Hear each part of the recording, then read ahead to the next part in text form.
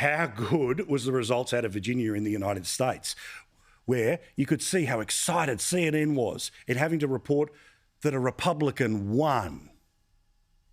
Glenn Youngkin has been elected governor of Virginia, defeating Democrat Terry McAuliffe. Youngkin pulling off a critical victory for his party in the highest stakes election of the night. This is the first time Republicans have won an election for Virginia's top office in 12 years.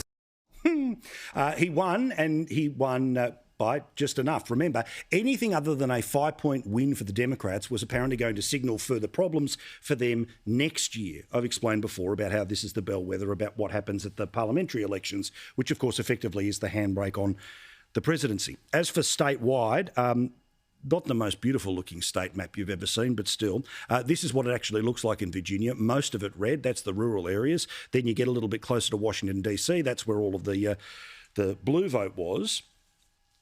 And a very happy man at about 1:30 in the morning, Virginia time, was the man who was able to successfully not be too Trumpy and not be not Trumpy. Instead, just be a bloke who was willing to do it on his own and actually campaigned on saying, you know what, all the woke stuff, it ends now.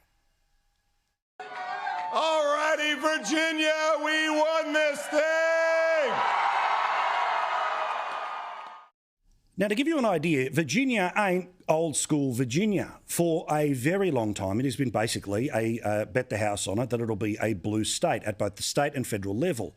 It was a 10-point win for Joe Biden just 12 months ago on this day. And if you have a look at this map from the New York Times, it shows every single part of the state. Repeat, every single part of the state had an improvement in the Republican vote from just 1 year ago. Now, the fun bit. Now, while nothing is as fun as watching the people on Channel 2 in 2019 and fingers crossed 2022, why? But we did so much. I mean, Auntie Fran said it wouldn't happen.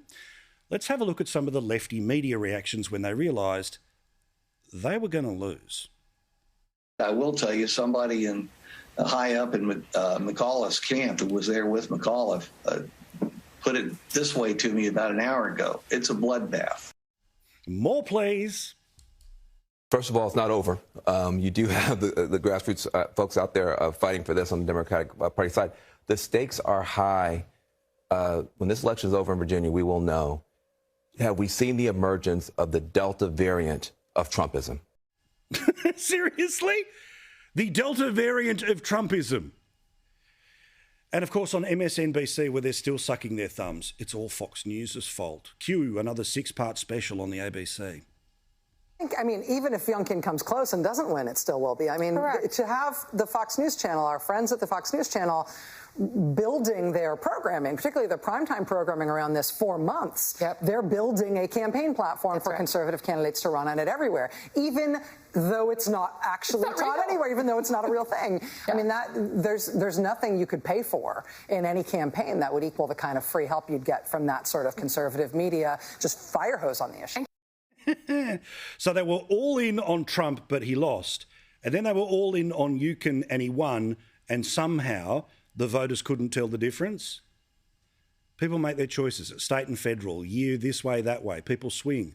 And suburban voters swung hard in this election because lockdown meant they actually saw what was being taught in their schools. You couldn't play the Jedi mind trick. This is not the critical race thinking that you are looking at, or critical race theory. They saw what was being taught. They didn't like it, so they voted for a change.